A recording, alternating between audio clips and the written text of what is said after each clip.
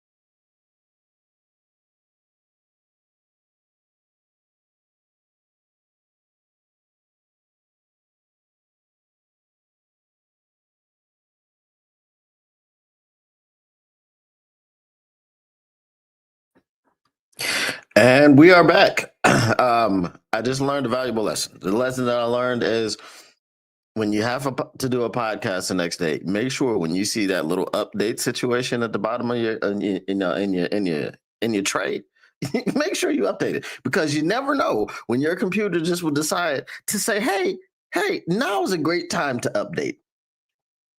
Unbelievable that now is a great time to update, but you already know what it is. As I said, sharing is indeed caring. So when you shared this stream with your uncles, your mothers, your cousins, your brothers, your sisters, your aunties, your fathers, your mothers, your brothers, your sisters, your cousins, your aunties, your mothers, your sisters, your brothers, your aunties, your cousins, your uncles, you name it, then you have indeed cared about those people.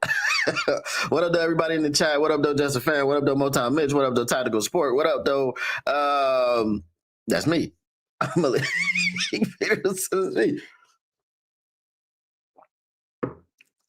We got some things that we got to talk about today. We're going to talk about some defensive line things. We're going to talk about mostly some defensive line things. We're going to talk a little bit about the cornerback situation. We're going to talk about the things that matter today. And we're also going to go ahead and give our score prediction and our overall game flow prediction about the Cincinnati Bengals versus the Detroit Lions. There's some other storylines under there, some revenge games, some return. It's the return games with David Montgomery or as they call him in some parts of these streets, Montgomery and Montgomery. It's Montgomery. That's why we call him Monty. We don't call him Minty and we don't call him Manty. Shout out if you know, use the hashtag. No, I'm not disparaging. I'm just poking a little bit of fun. That's all. So we're going to talk about a lot of things today, man. So go ahead and strap in and get it to going.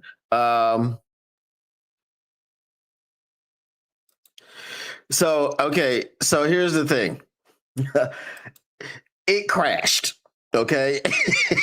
And when it crashed, I had to turn it off. So then when I turned it off, then the update cycle took over because it needed to update. Now, I could have just, yesterday when I saw it, I could have clicked on it and said, don't update until 72 hours from now or whatever the case may be.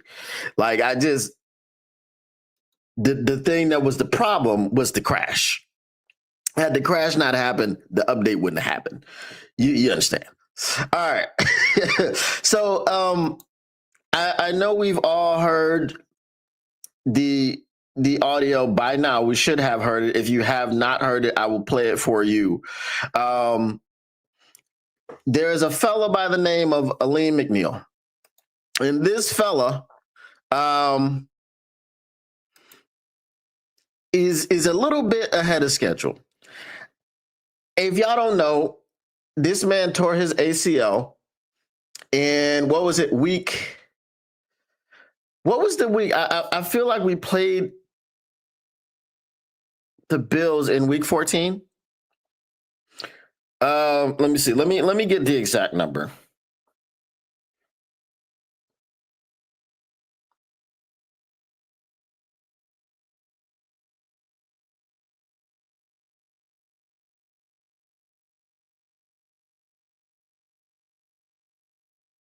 Okay, let me go ahead and pull this up because let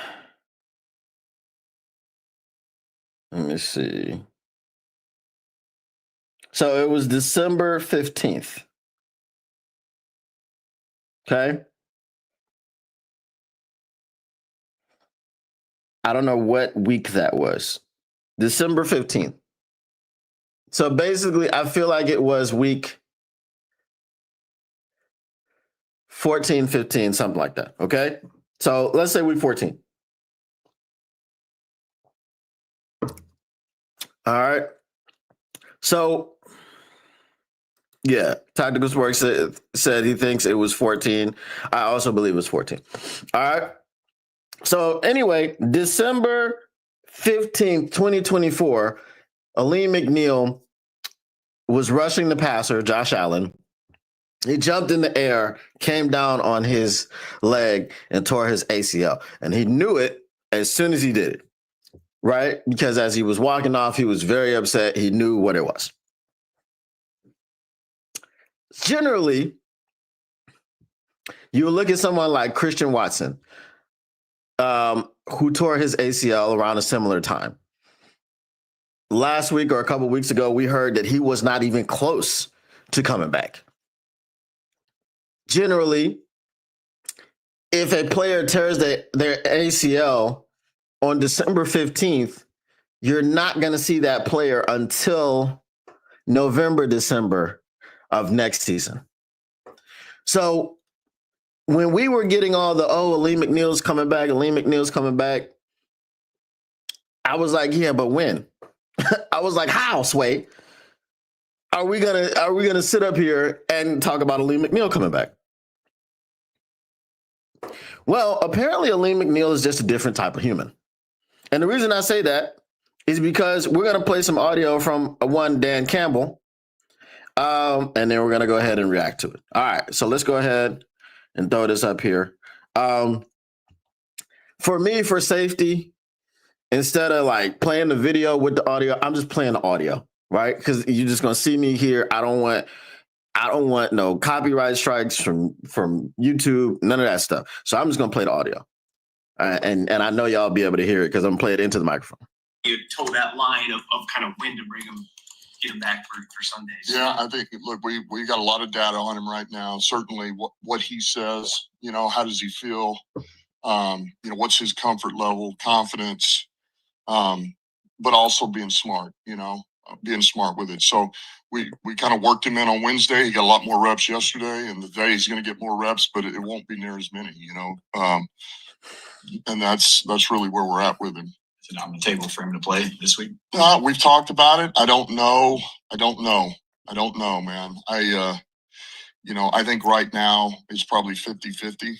I know he wants to play, but we want to be smart too. So this will be one of those decisions we'll probably make after practice.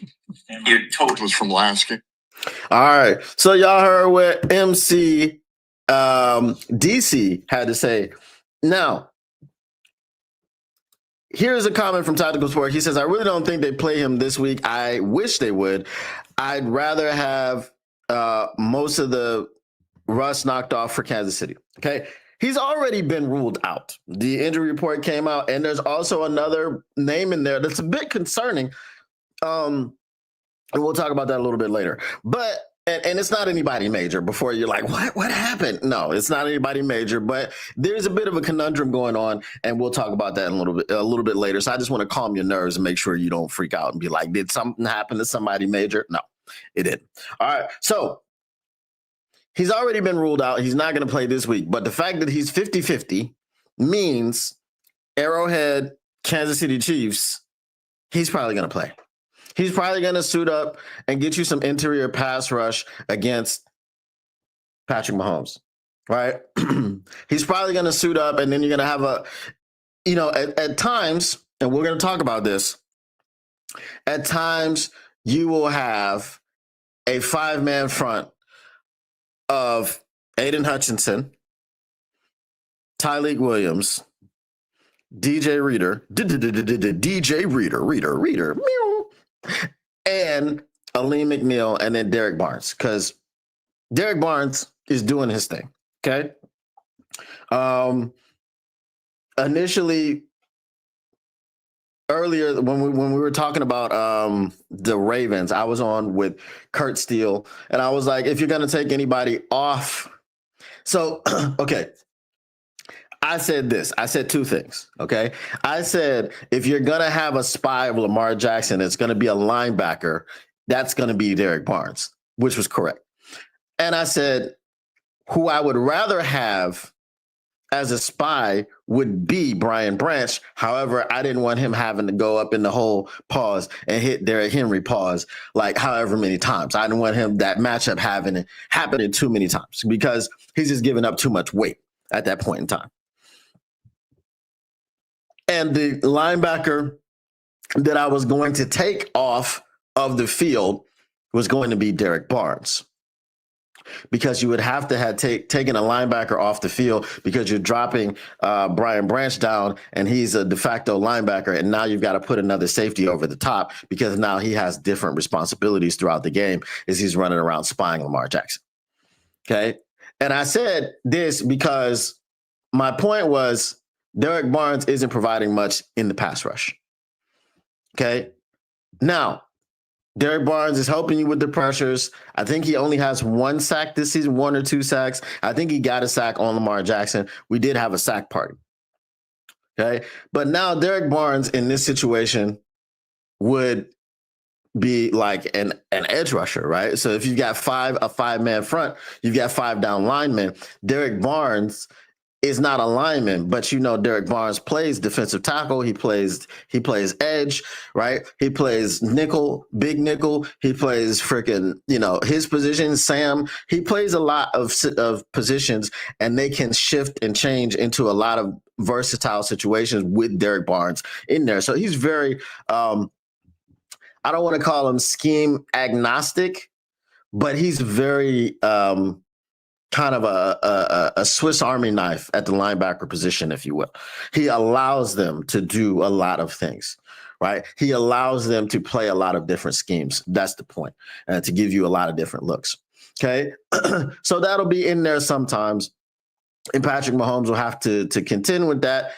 I don't know if the Chiefs are back, and obviously we'll be keeping our eye on the Chiefs. I don't know who they play this week, but I feel like the Chiefs just have Baltimore's number. I feel like Lamar doesn't do well against Mahomes. It's the historical data says just that. They have the Chiefs number. Okay? All right. So the fact that Aleem McNeil tore his ACL on December 15th of 2024 and is 50-50 to come back in week number 4, or is it week 5? It's week 5. Okay. Because we're 3-1 right now. Okay. For him to be 50-50 to come back in week number 5, and ultimately he'll probably come back in week number 6, is phenomenal. Okay. It's phenomenal. Right. Just for some context, he tore his ACL after Malcolm Rodriguez did. He's going to come back before Malcolm Rodriguez. There have been no updates about Malcolm Rodriguez. Now, he is a bit ahead of schedule. We've got that update earlier in the year, but as of now, there have not been any updates. So shout out to Aleem McNeil, man. He's going to do a lot. Now,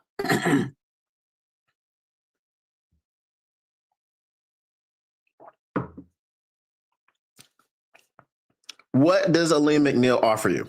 If you don't know, Aleem McNeil offers you 2 different things. He's great against the run. Okay. And he's the second most prolific pass rusher that we have. Okay. There was a play that I was watching because I was watching doing the NFC North reports. I was watching the Vikings game. I got to get that done today, so that I can get it up before the slate of games start, because then no one will care. Like it is officially week 5, but I'm just saying only the game last night, and that was a crazy game, right? The Niners and the Rams, and it made me feel gross, but I had to root for the Niners because at the same time, anytime that the Rams are playing, I want them to lose. I don't ever want to see the Rams win. And we all know why. Okay. Boo them kids. So the play that I watched was, I forget the dude's name, but the dude was in the UFL last season. He was in the UFL last season. Big, burly, 300-pound defensive tackle. They had a blown assignment on the Pittsburgh Steelers offensive line, and he just came straight through. Like, he came through so fast that he was surprised. He went the wrong way first. Right? He just came through, went the wrong way, and he was like, oh, snap, there's Aaron Rodgers. Aaron Rodgers shifting it, didn't know what to do, got sacked because it came right up in the interior. Okay? And we'll talk about why that is pretty important in a minute here. But remember Aleem McNeil, he went out a couple years ago, missed 5 games. He had 5 sacks that year, from the interior. This is when we had absolutely no one other than Hutch producing anything. Okay.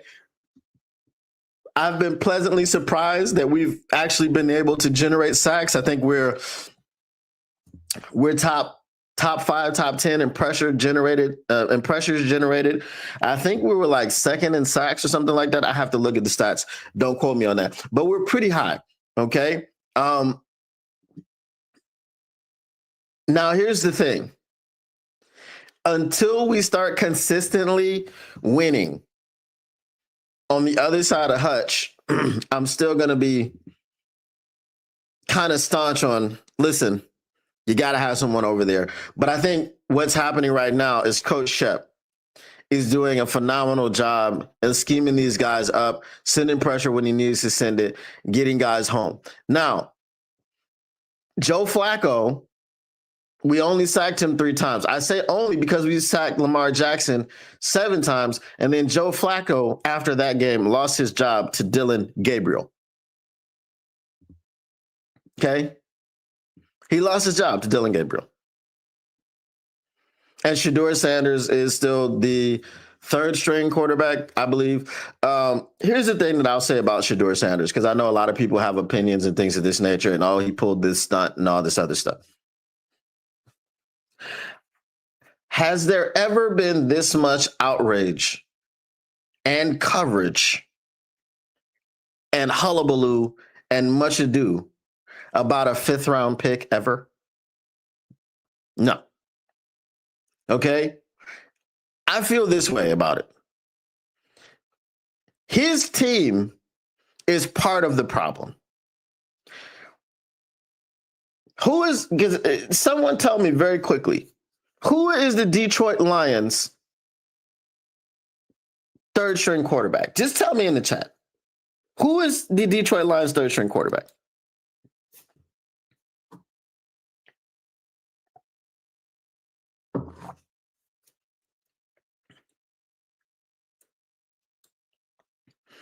Brandon Martin, what up, though? They might have to.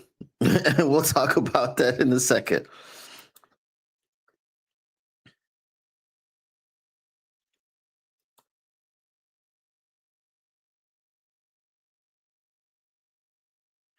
Okay, so here's the answers.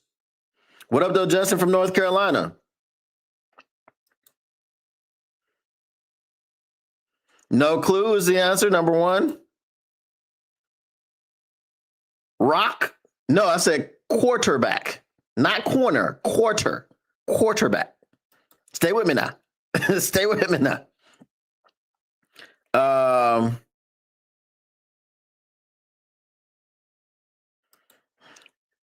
You're right. We do need some consistency on the other side of Hutch. Can Muhammad be that guy, though?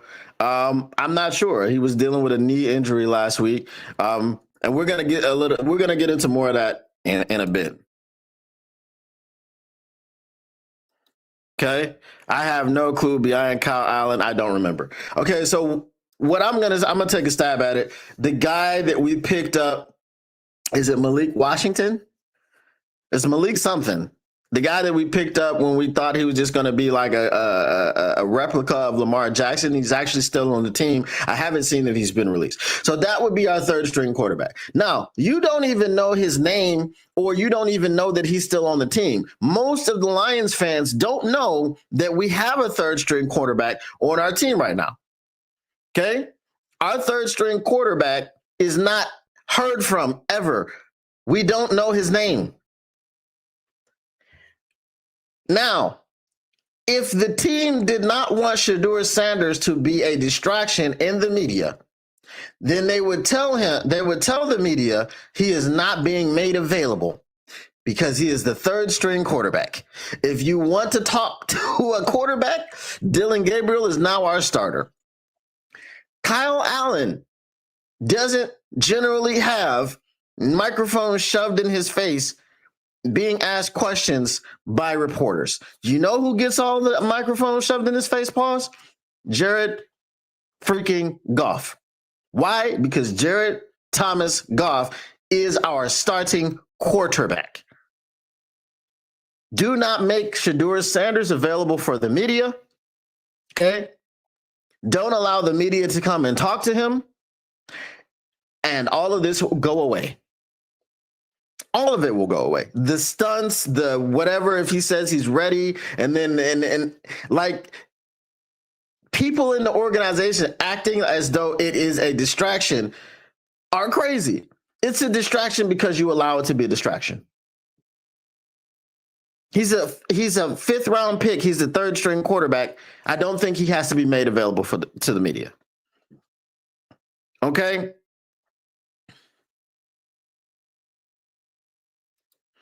I heard that Sanders ain't even running the practice squad, and you shouldn't have heard any of that.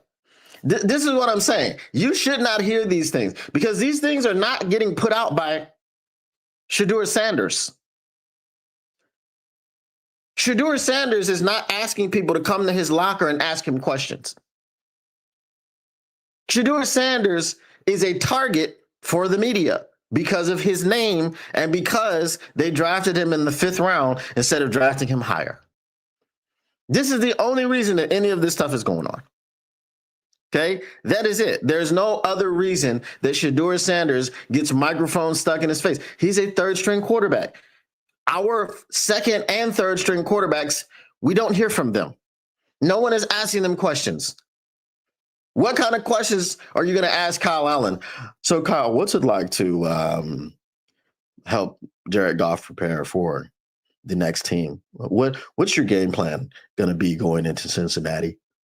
Have you guys talked about it? Is there anything going on that you want to share with us? So Kyle, what's it like running the scout team? Were you Lamar Jackson? Were you Lamar Jackson? Because you got a little bit of white boy wiggle in you. Yeah? No, it's not happening. They're not sticking microphones in their faces. All right. Let's get back to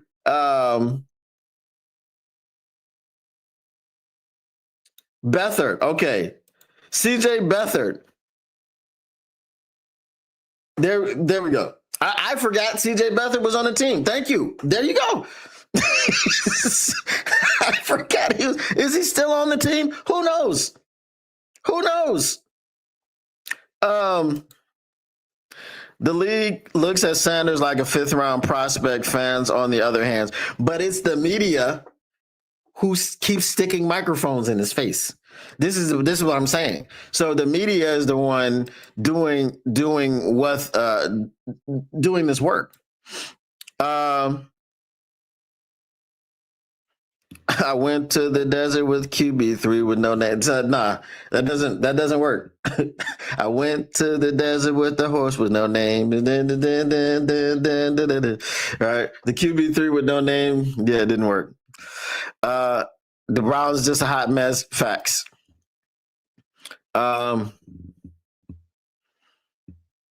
Oh, you mean Hendon Hooker? He's toiling in obscurity in Carolina. To be honest, he shouldn't even be in the locker room during the games. He is a distraction, and the only reason he is because of who his daddy is. I mean, facts, but I mean, you drafted him, but you just got to have a better plan to keep the distraction down. You know, put him on the practice squad. Put him on the practice squad and be like, practice squad players are not available to the media. I'm sorry.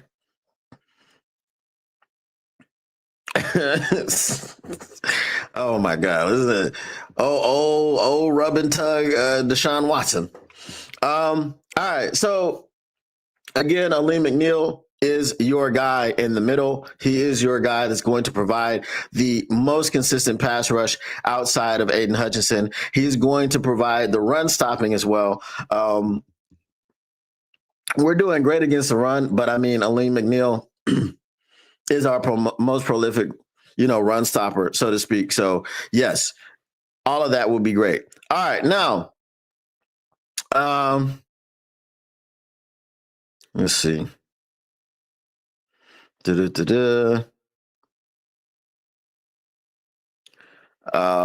had the article up, but when my computer crashed, it went down. See if I can find it again. Okay. There's that one.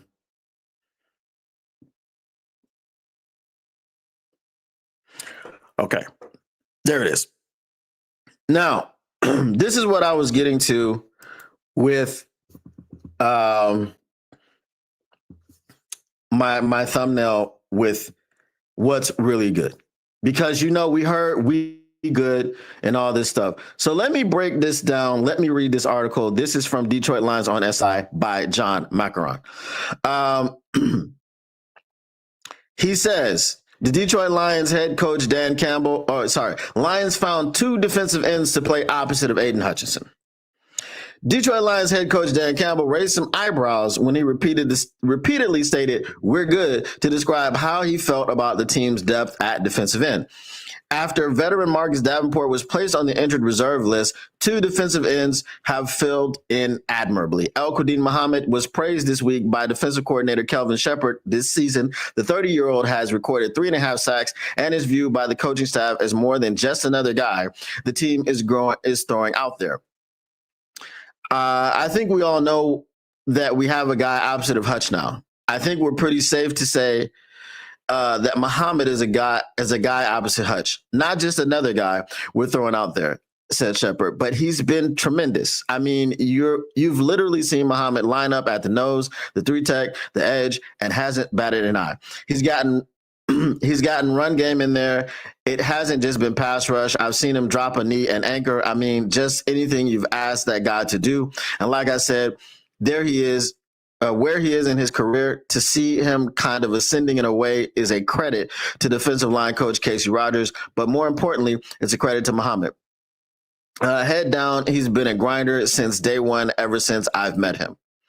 Okay, so that's El-Quadin Muhammad, and we've seen what he could do. As we said, he had 3.5 sacks. He had 2.5 sacks against Lamar Jackson, which is impressive. It is very, very impressive. So right now, I owe El-Quadin Muhammad an apology, okay? Obviously, when you take someone off their couch, you got to look at it from my perspective. When you take someone off their couch who has said to you, number 1, did you have any other offers? No, didn't have any other offers. Number 2, I give everybody after when he got the game ball after, sacking Lamar Jackson 2.5 times.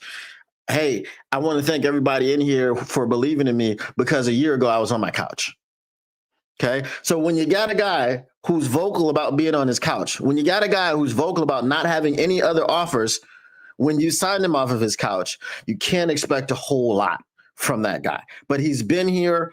He came in last season when we were riddled with injuries, and he got better and better every single game. And then when he got the opportunity in training camp, he took hold of it. And then when Marcus Davenport inevitably went out, because everyone knew he was going to, I mean, there was over under of 3 games was the general consensus, over under 3 games. So when the general consensus is over under 3 games and you got a lot of people taking the under, you knew that El-Quadin Muhammad, or AQM, would have his opportunity, and he took it. So kudos to him and shout out to him. He has done his thing. All right. Now, the next guy that we want to talk about is a guy that you wouldn't even know he was out there unless you were watching the film back. Tyler Lacy. Tyler Lacy was primarily used as a defensive tackle during his stint with the Jacksonville Jaguars. Let's pause right there.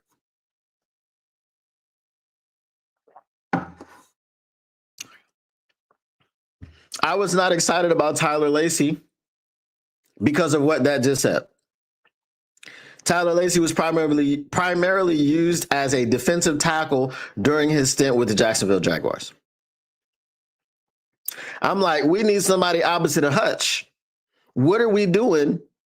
Like, okay, cool. This guy, the guy that we brought in to be a defensive end from those 2 guys, and I'm not talking about AQM. You know the 2 guys I'm talking about, Tyler Lacy and Tyrus Wheat. Tyrus Wheat was the guy who was the defensive end.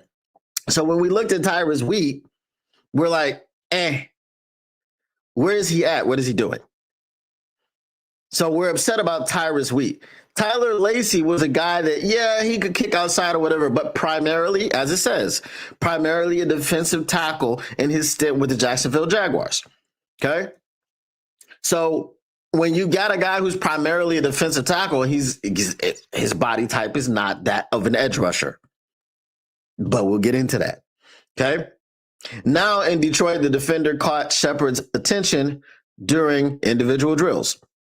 Detroit's new defensive coordinator suggested to Lacy the team may utilize him to play at the strong side edge position opposite of Aiden Hutchinson. After 2 solid performances, the team is encouraged by Lacy's growth. As Shepard's explained to reporters, he's been tremendous. He's growing on me every week, and he's getting more and more every week. It's just the big body at first when he walked in here.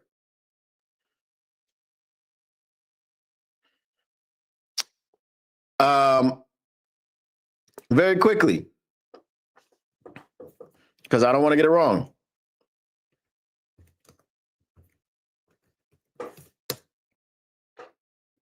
Tyler Lacy is 6'4", 279 pounds. Okay.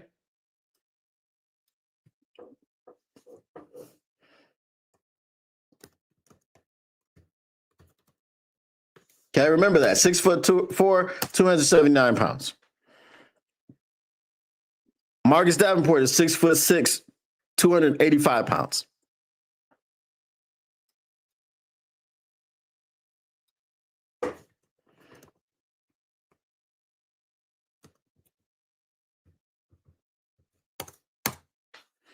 AQM is 6'3", 250 to 253 pounds.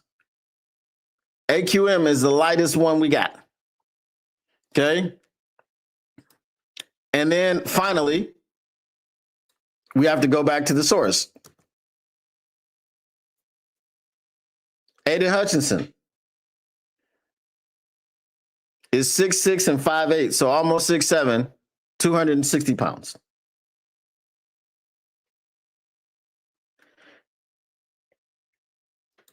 In the future, I'm going to tell you this.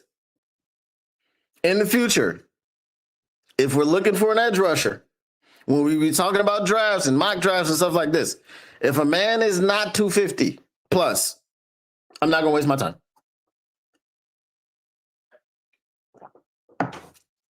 If a man is not 250 plus, I'm not going to waste my time. I don't care if he's 245. I don't care if he's 245. And you're like, man, can he put on 5 pounds? Probably. He probably can put on 5 pounds. But if you don't come in ready-made at 250, I just don't think the Lions are drafting you. Okay? This is their philosophy. All right. As Shepard explained to reporters, he's been tremendous. He's growing on me every week, and he's getting more and more every week. It's just the big body at first when he walked in here. You see this huge man. You think, oh, he's a defensive tackle. Because that's what he was doing, and that's what he looks like. He's like a defensive tackle. And then you kind of start to see him an individual move around. And I started to ask him, have you ever played DN? And at first he looked at me and was like, what? No. What do you mean DN? And I'm like, oh, just a thought. And then the next week I went up to him again. How would you feel if I told you I needed you to play the 5? Good, coach. And at that point, I don't think he cared what I asked. Kelvin Shepard is a freaking mad scientist, bro. What he just described to you was the thought process of a mad scientist. He's looking at this man like,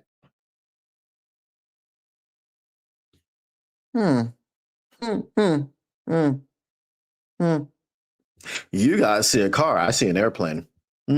If you put some wings on that thing, yes.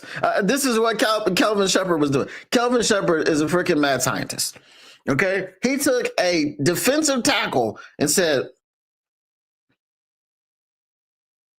I could make him a defensive end. I think I can, y'all. What y'all think? Y'all think I'm crazy? That's fine. I'm the defensive coordinator. You can think I'm crazy all you want. You can think I'm crazy. Watch what happened. I'm gonna put him in a defensive end. Kelvin Shepard. Let's take it even further. Calvin Shepard is playing Madden. Now, I'm not talking about this type of Madden. I'm talking about circa 2015, maybe was the last time. I don't remember. Remember when you could change people's positions, right? Remember when you could, because I had some teams now. When all my linebackers were safeties. Okay, this was around the Cam Chancellor era. All I was drafting folks that was like 6'3", 6'4", 6'5", 230. You know what I'm saying? That had like 5th round grades. I didn't care. I was drafting them. All of them were safeties, and they ran a minimum of a 4 or 5, brother. And I was just hey, these are my linebackers. You want to try to run on us, maybe, but you want to pass on us, good luck. Okay, that's what I was doing, and I know y'all was doing it too when y'all playing Madden. Don't front, but they stopped you from being able to do that, to my knowledge, a while ago, and it just has never been the same. You just don't have the same flexibility and the tinkering with the roster. But this is what Kelvin Shepard is doing. He saw a man who was a defensive tackle and said, it doesn't matter because I can put him somewhere else. This is as much a Kelvin Shepard thing. Okay, these sacks that we're getting from from people outside of Hutch and people who have no names, right? Now that's where we could say, I went to the desert with the DE with no name, man. Right? These guys with no names who didn't even play defensive end. This man said, have you ever played defensive end? He was like, defensive end? What? No. What are you freaking talking about, bro? Have you seen me? Have you seen me, bro? I'm 280. 6'4", 280. Call me pot roast. Defensive tackle is what I do, baby. I anchor in the middle, knee down, all of that. Take on double teams. That's what I do. And he said, bro, you move quite well. We put you on the outside. I seen you in individuals now. Come on now, player. You know, he's from Atlanta. Come on now, shout. You know, it's got to come out. It's got to come out. Shout, hey. It's got to come out when Kelvin Shepard is talking to his players. All right, it might not come out in the media, but it's got to come out. All right, let me see what some of y'all are saying because we got the chat buzzing. So just the thought of rotating Tyleik, Aleem, and DJ around excites me so much. Pause. I had to hit you with that. Is Muhammad legit or is it just a good run? I guess we'll see. I hope he's legit. I really do. I really hope he's legit.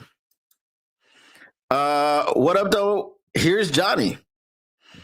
Motown sports and travel and entertainment, it is too much. I know you here's Johnny. Your mama named you Here's Johnny, so I'm going to call you Here's Johnny. You know Melvin loves DTs and CBs. Well, he does love his DTs, and now we've got a DC that's figured how he can turn a DT into a DE to fit a need. You feel me? Holla at me if you feel me. Weakest 285 ever seen. Yeah, that's facts. Marcus Davenport. Hutch needs to bulk up. He's 260 already. What up, though, Laurie King? Robert Stevens says, I am in love the way Shepard changes the defense to attack what he sees on the field. So right now, the early returns is that Shepard is a better defensive coordinator than Aaron Glenn. That's the early returns. And I would tell you that it is just one reason and one reason alone. Other than the fact that we're not even talking about his intelligence. We're talking about youth. Okay? Kelvin Shepard was just playing in the league a few years ago. The last time AG played in the league, it was like the mid-90s or the early 2000s or something like that, right? So we're just talking about youth. We're talking about the desire to innovate. Okay?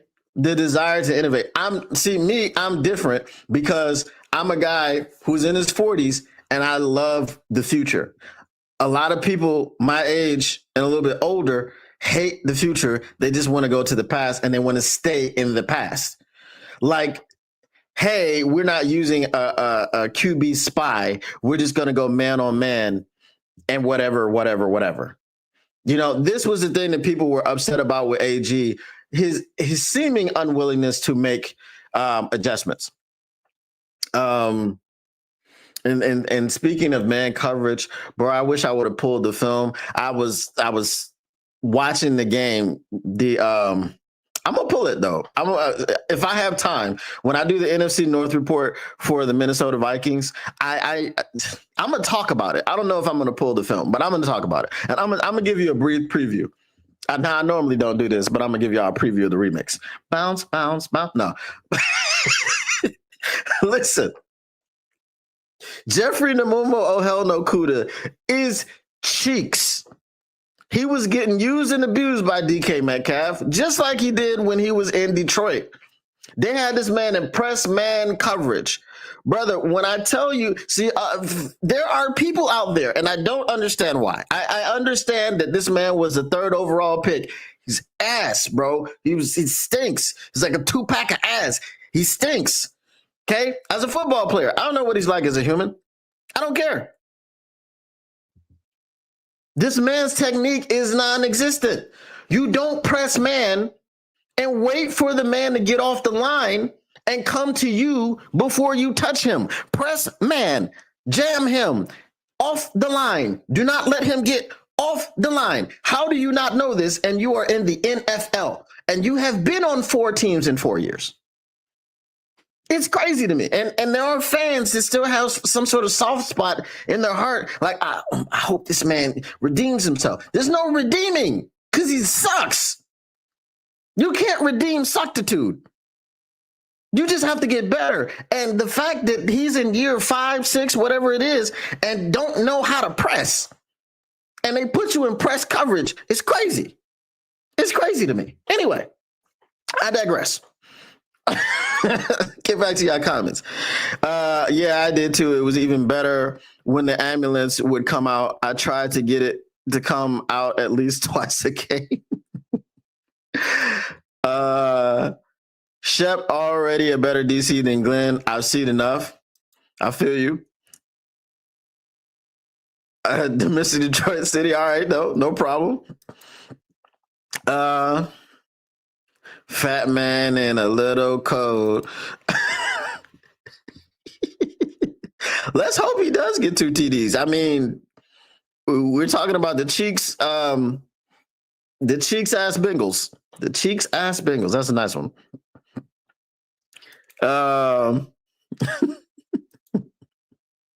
What up, though, Mr. Morale 313? I absolutely agree with you. Passion for the game too. Facts on Shep. Shep is always tweaking the defense. Glenn would come into a game with a plan and never change it. We had a saying in the Army that a plan is good until first contact. I dig it. I understand it.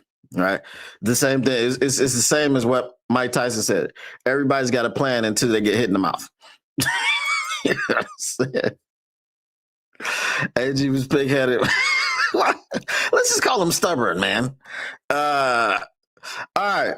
So the rest of this is Lacy was waived by the Jaguars and was claimed by Detroit just after the league's initial 53-man roster deadline. I could have said safety, and he would have said, I'm good, coach, because he's a guy who's been around this league that hasn't been afforded many opportunities, and he knows this.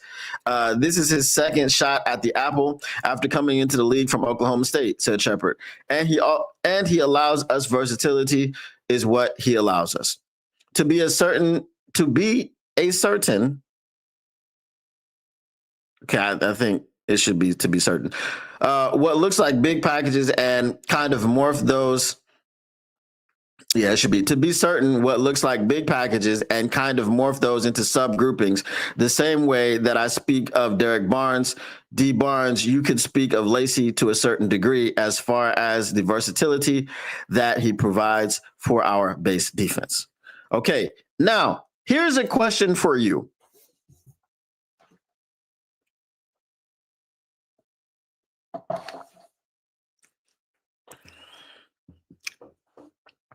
I think it's going to be it's kind of it's a toss-up type of question. Do you think that Shep is working his magic because he has to work his magic because we're not being provided with guys from the draft or guys in free agency?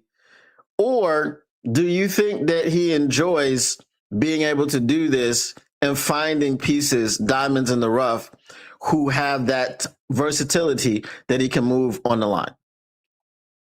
Because again, this seems to be their philosophy. And because it worked against Lamar Jackson, along with the spy, I have a whole lot more confidence now that we're going to be able to contain Patrick Mahomes, that we're going to be able to contain, and we've already contained Jordan Love and Caleb Williams, so I don't see why we wouldn't be able to contain them again. That we're going to be able to contain Jalen Hurts, that we're going to be able to contain Jaden Daniels, right? I feel like we're going to be able to contain them. I said that I saw the Packers defense move as like a barrier. It was like a circle. And Jaden Daniels was in the middle of this circle. And it was like wherever he moved, the Packers defense moved in unison and kind of bracketed him and kept him in the pocket. They moved the pocket with him, did not allow him to advance. I kind of saw that once with Lamar Jackson. So I said I had never seen our defense do that. But now that I've seen our defense do that a couple weeks later with Lamar Jackson, I'm like, okay. So for me, again, I don't know if the pass rush is solved. I would love to have someone who's consistent over there, because here's the issue. We knew that Marcus Davenport was going to be a nothing burger. We knew he wasn't going to have an impact. Maybe, I'm not going to say hopefully, maybe he comes back and shocks the world and plays the rest of the season. Who knows? I'm not going to give any time to it. If he does, he does. If he doesn't, that's what we expect. Okay. And then after running around chasing Lamar Jackson, AQM comes up with an injury, a knee injury. So now we're relying on Tyler Lacy, who's a big guy that they had to kick to the outside. My question is it sustainable? You've got two guys now on the opposite of Hutch. You've got El-Quadin Muhammad, you've got Tyler Lacy. Tyler Lacy is relatively unknown, so we're going to have to see what he does for the rest of the season. El-Quadin Muhammad, we know him a little bit. We've seen him improve and get better and better and better. And we hope that that continues. But one of the things that I said after AQM had the big game was, yes, that's great that he did that, and I'm glad and I'm happy, but you better hope that he stays healthy, because who do we have behind him? Right? Now the answer is Tyler Lacy. Okay. Once I see him continue to improve in the position, in the big end position, right? That's what they call it. They call it big end. Right? They call it big end. And hopefully the big end philosophy doesn't turn into big ass. That's all I'm saying. Right? So we'll reserve judgment for these guys and just hope that they pan out. Okay? Hope that they pan out. But again, we all know, and we'll get to this now, we all know who's on the other side. Trey Hendrickson. Now, before I get to that, I'm just going to quickly mention what I said that I would get to earlier. I said that there was a name on the injury report that is a little bit concerning. Not concerning because of his name, but concerning because of the position. Khalil Dorsey has been ruled out. Khalil Dorsey Special teams guy, cool. As a corner, don't want to see him out there. Okay. But now it just takes a corner off of the board for us to be able to use. So will they elevate Trey Flowers? I don't know. I would hope that they would, because now another corner is down. And it's concerning that we're getting hit in our secondary. Kirby Joseph is expected to play. Okay. I think he returned to practice today. I didn't expect for Kirby Joseph to be out, because Kirby Joseph has been dealing with this knee injury since training camp. So he's been getting a lot of rest, right? His practices haven't been because he's too injured to practice and he can't go. So he can't, therefore he can't play. No, his missing practice has been because he is nursing this injury and they just want to give him as much rest as possible. But he's expected to play. He's listed as questionable. As I've told y'all before, questionable is the new probable, right? Taylor Decker is also questionable. Taylor Decker is questionable every week and he plays every week. Questionable is the new probable. So, yes, Khalil Dorsey being out, I hope they do elevate Trey Flowers. And that's all we can say about that. All right. Before I get into my predictions about these Bungles, let me read some of your comments. So my dad always calls the Bengals the Bungles. I saw the same thing in my entire life, LOL. Yeah, snake bitten. Should we be worried about Decker talking about having retirement thoughts this season? Once you start talking about retirement, you retire. But shout out Darren Waller. Did y'all know Darren Waller was back? Darren Waller retired at like the beginning of this offseason or somewhere within the offseason, and he plays for the Miami Dolphins. So I don't know. But I guess you could call him an offensive lineman. I mean, he's a tight end, but you know what I mean? He's not the type of offensive lineman that Taylor Decker is. After hearing Shep after our first game, he has the most passion, hunger, honesty, and a true love of the game as a player or not. Facts. That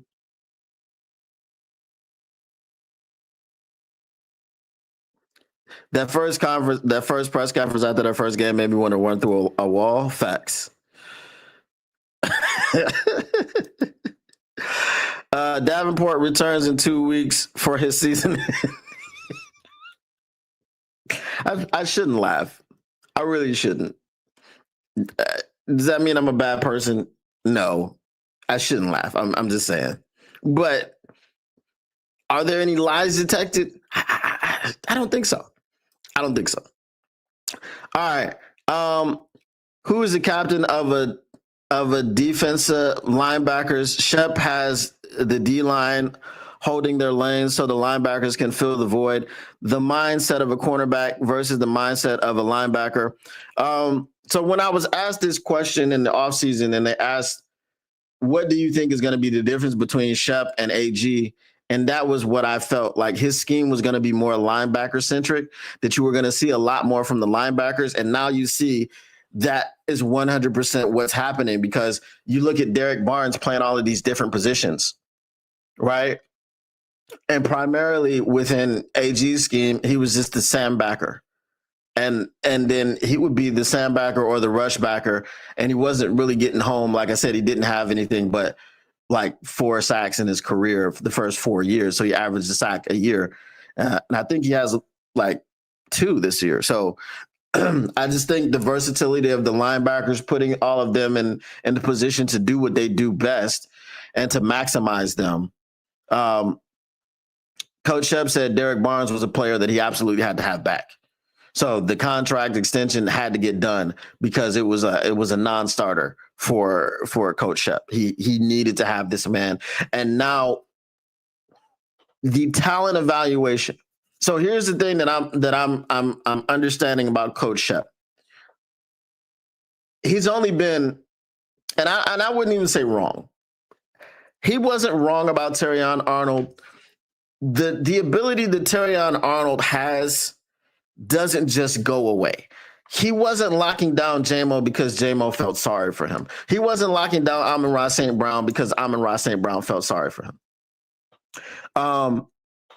He's just in his head. He needs to get his confidence back. And Coach Shep said exactly the same thing. He needs to play with more confidence. Now, he has not been ruled out or 25 years ago. He was not questionable. He was not on the injury report.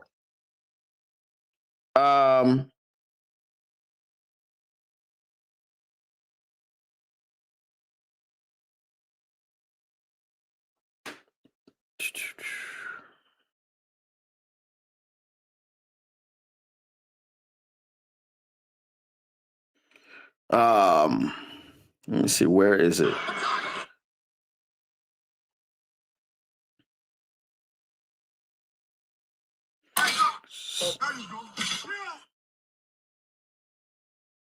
Trying to find this injury report. I'm just gonna turn this down. All right, injury report.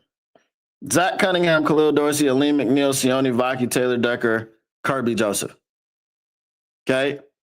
So Terrion Arnold's not even on the injury report.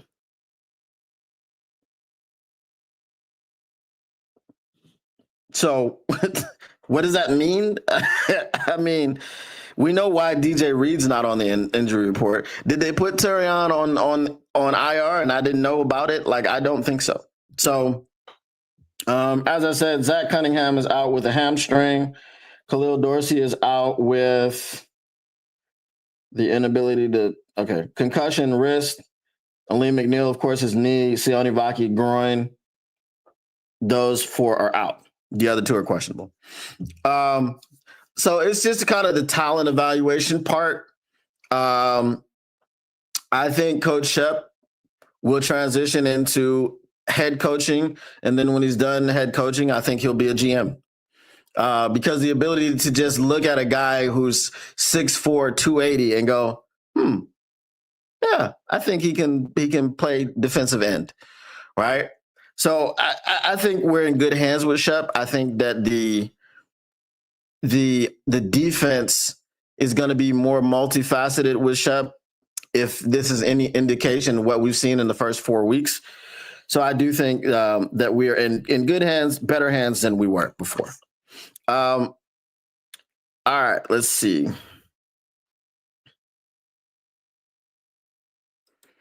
We're seeing this on the field. Facts. What up, though, Lisa? They can leave Davenport on the IR for all I care. I really don't want to waste another IR for a player who we all know, except Melvin, going to end up on the IR again. Yeah, that's a tough situation, bro. If they bring Marcus Davenport back next year, I think I'm gonna crash out. I'm just gonna crash out. I'll be like, what does he have? What does he have on you, Melvin? Does he have pictures?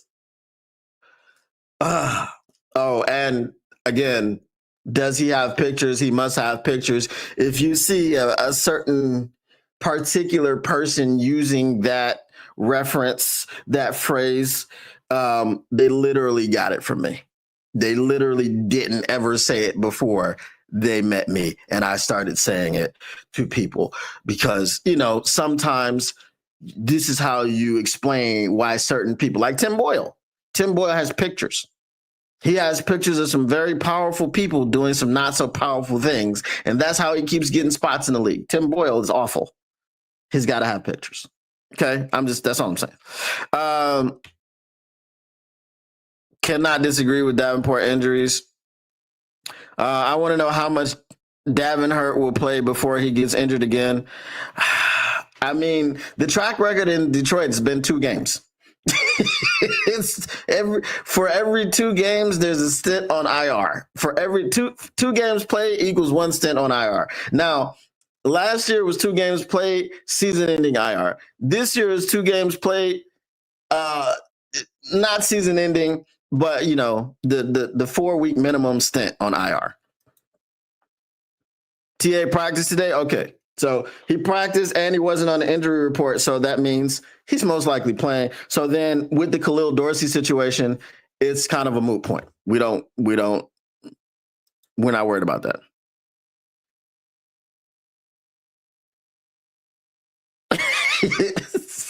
See, See, we keep bringing up that name, man. We keep bringing up that name. All right. So I think the predictions for because I did all the Cincinnati Bengals stuff on what was it, Wednesday. They're bad. They're a bad team. They're 30th in overall DVOA. I think they're 27th in defense, 25th in offense, or something like this, or 27th. Like, it's really bad. The thing that they are best in is special teams, and they're still ranked 18th. So it's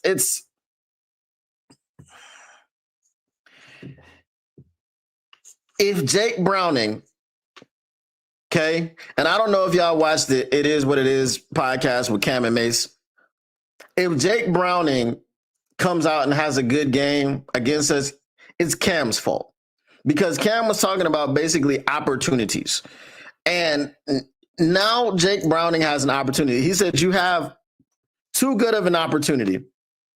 He said it's only 30 teams in the NFL, which is wrong. It's 32. But he was saying that these opportunities don't come just like that, right? So now Jake Browning has the opportunity. He said you have too good of an opportunity to be playing this bad. So if he comes out and he starts slinging it around and he has a good game, blame Cam because he listened to that and was like, you know what? You're right. I suck. I got to be better. Because apparently it wasn't the coaches getting in his ear. It wasn't his players and his teammates. It wasn't none of them. It had to be Cam that comes from the outside and says this. Okay. I think Jamar Chase has put up like 40 yards the last two games. They've been outscored. What was it? 76-13. It was 48-3, 48-10 when they played against the Vikings. And then I think it was, what was it? 28-3, something like that, something around there. When they played the, who did they just play? I'm drawing a blank. Wasn't it Monday Night Football doubleheader? It was the Bengals and the.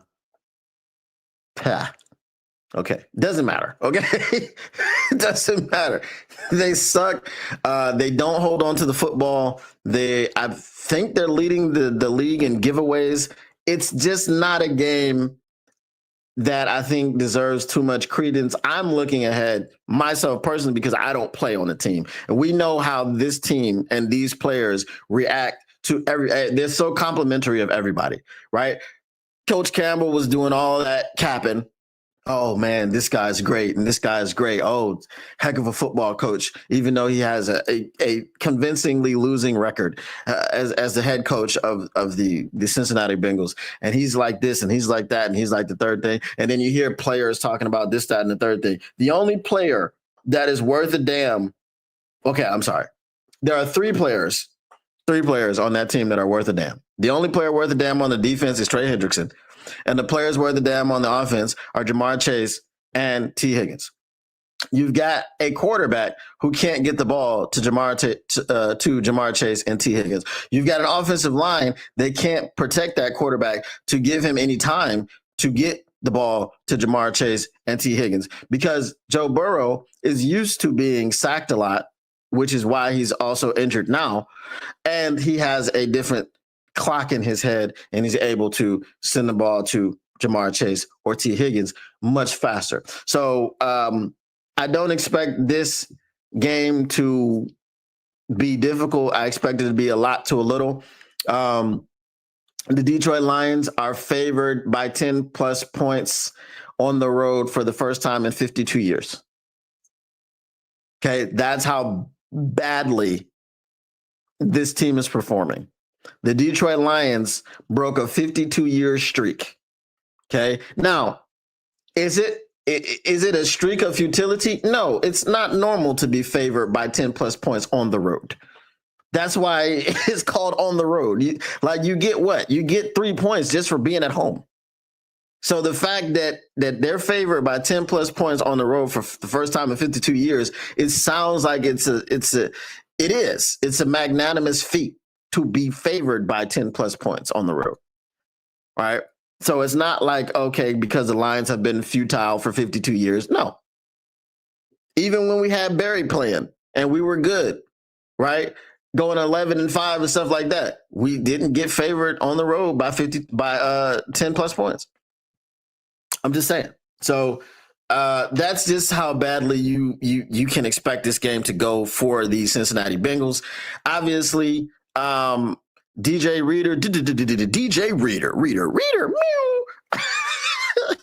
Was he played for the Cincinnati Bengals. He got hurt.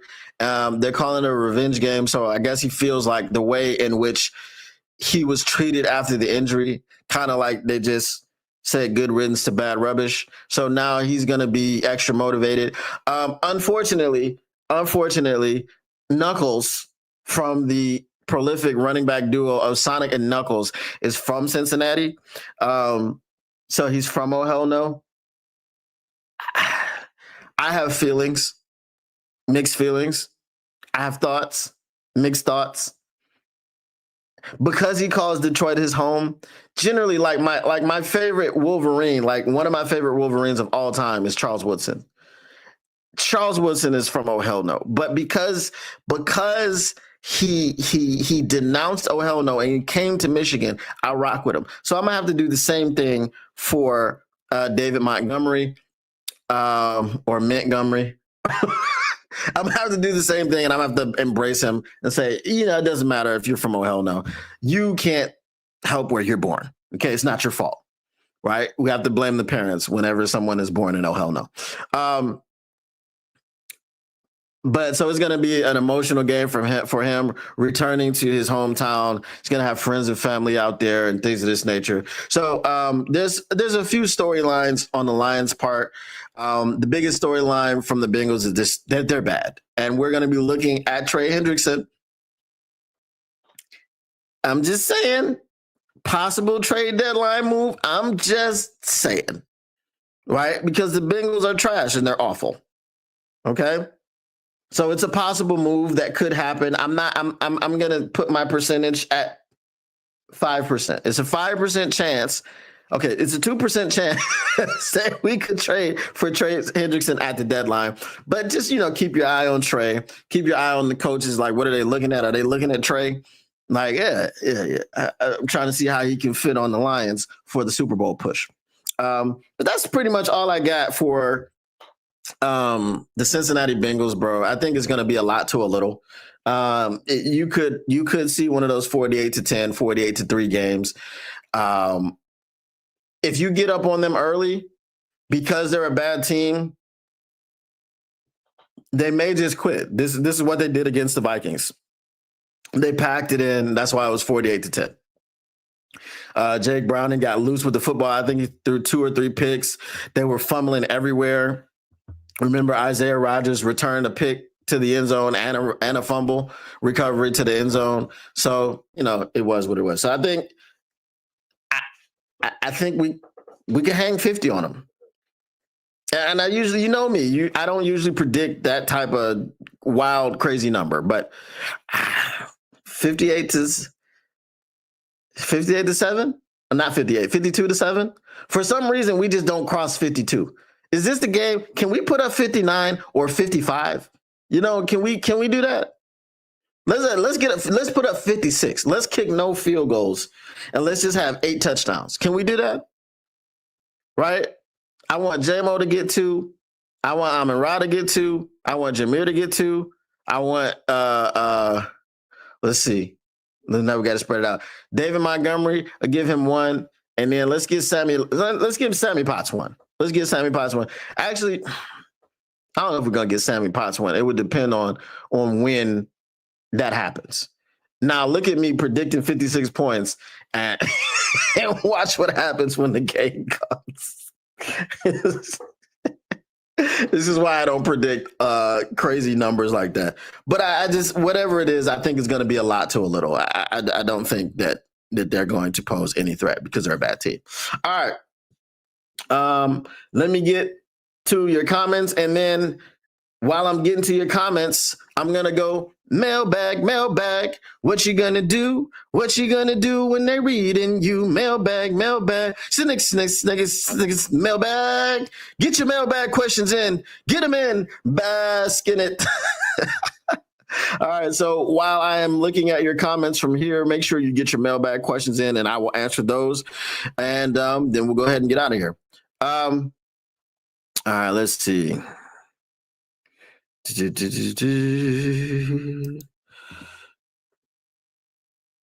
Oh yeah, we got that one already. All right, Arnold is too grabby. Like most of these corners nowadays, that's why he gets PIs a lot. He takes bad angles and doesn't think. You have to be smart in the NFL today. I mean, again, the grabbing is a part of not trusting his technique. I hope that as the year goes on, he can realize that he actually does have good technique and he does have good coverage, and he just has to trust that. He got better at that last year. I would expect, the thing that you expected was he got better at that last year. He saw that, okay, if I just trust my technique, then I'll be fine. So he stopped grabbing as much. And then he went this offseason and just worked on his technique, right? Worked on getting his head around so that he could, start getting interceptions and things of this nature. And then he comes out and he's got no confidence. I don't know what happened. I don't know if it was just he wanted to do so well against the Packers and he wanted to get his first interception on Jordan Love and it didn't happen. So he's just in his head. I don't know. I don't know how to explain. They played the Broncos. Facts. Okay. So I think it was 28-3 Broncos.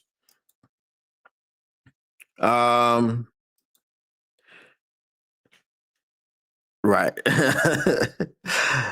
Everyone is saying that the Lions will tear the Kitties a new cat hole. I won't deny it. Lions 51-19. 19 is a lot for the Bengals to score. Have they scored it this year? I think with Joe Burrow the first week they did. 34-17 Lions is Chris Bird. At some point, Browning will start being pressured and throw the ball for turnovers. Facts. All right, mailbag. I know you don't watch baseball, but how about them gritty Tigs? I mean, yay.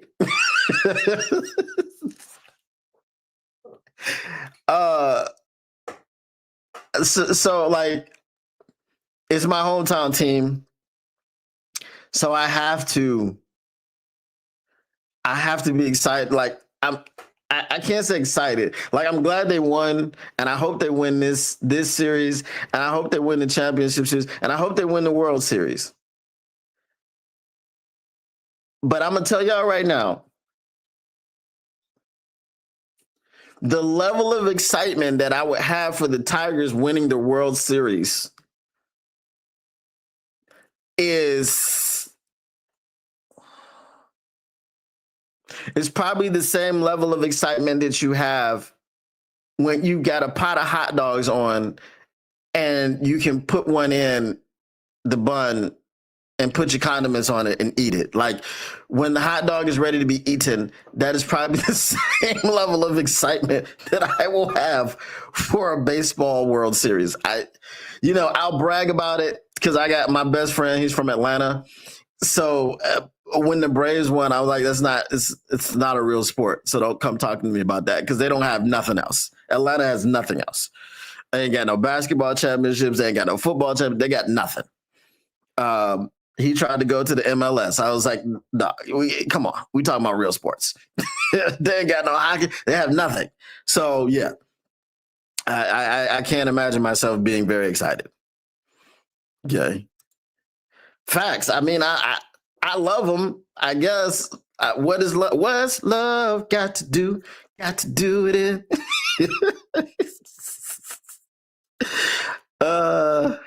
Tigers set a record by beating the Guardians. And what is that record? Because I don't know nothing about nothing. I'm telling you, the only reason I know what any of these people I know what Tarek Skubal looked like. So if you had a lineup, right, and you was pick these players out of a lineup, Tarek Skubal I could pick out of the lineup. Riley Green. The only reason I could pick the Riley Green out of the lineup is because it was that meme that they had of him going 19 Ks for what? For you guys tonight. Like, that's the only reason I know what Riley Green looks like, bro. So you say, okay, Tarek Skubal, Riley Green, boom. Javi Baez, can't pick him out of a lineup. Parker Meadows, I have no idea what he looks like. Spencer Torkelson, no idea what he looks like. Give me another name. Kiter Montero, no idea what he looks like.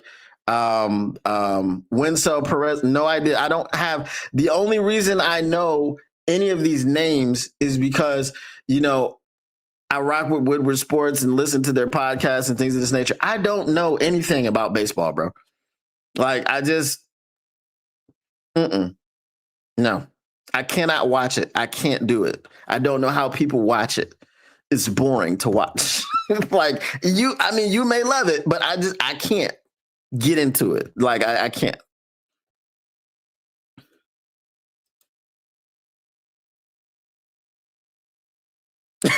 That's a bad record. The most serious losses before winning a post-game series. That's a terrible record. I mean, I guess what matters is that they won in the whatchamacallit? They won the post season series. But yeah, the collapse was bad, really bad. You know what I mean?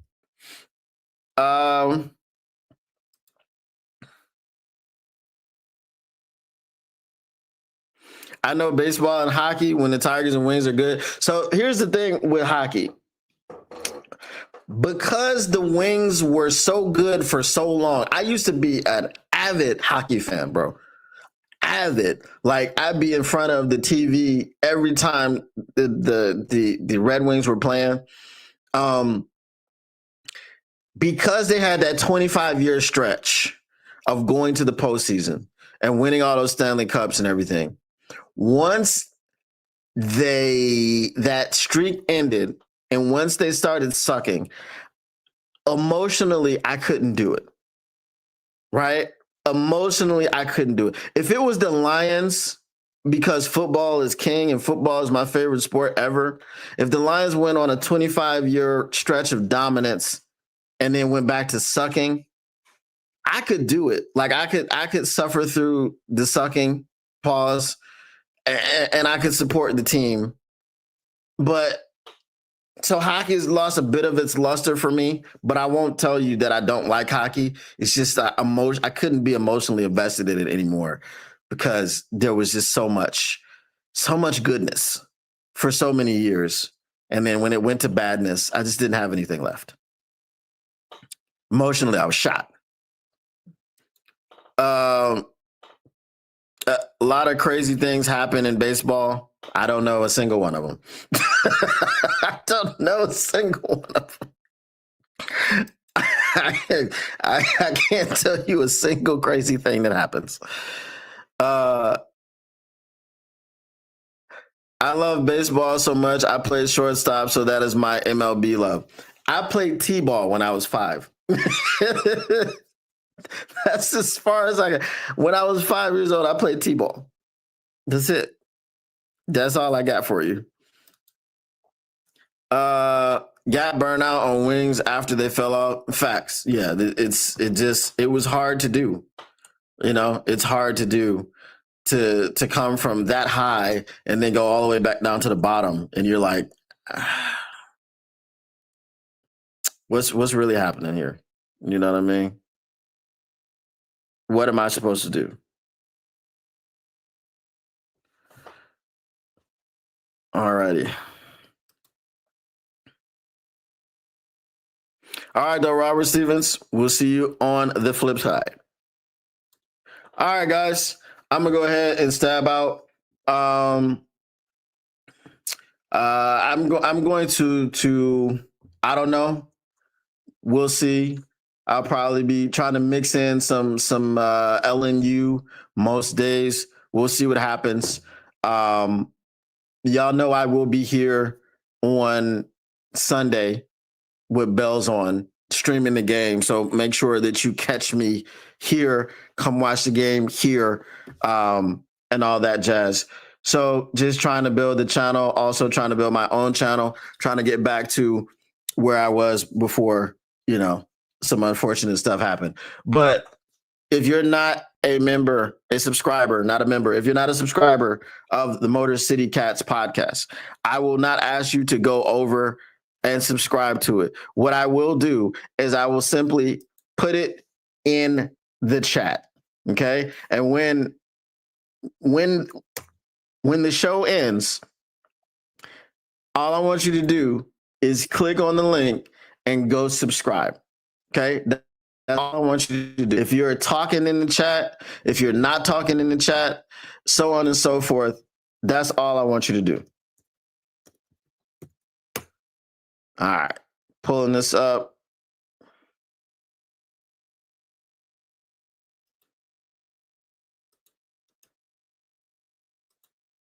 All right. Here we go. So make sure you guys go and subscribe to the Motor City Cats if you are not subscribed yet. All right. So I'm out. Once again, the Motor City Cats are indeed back at it. We came to give you stats, none of that static. Whatever you do, make sure you keep your lines news pragmatic. And we are out.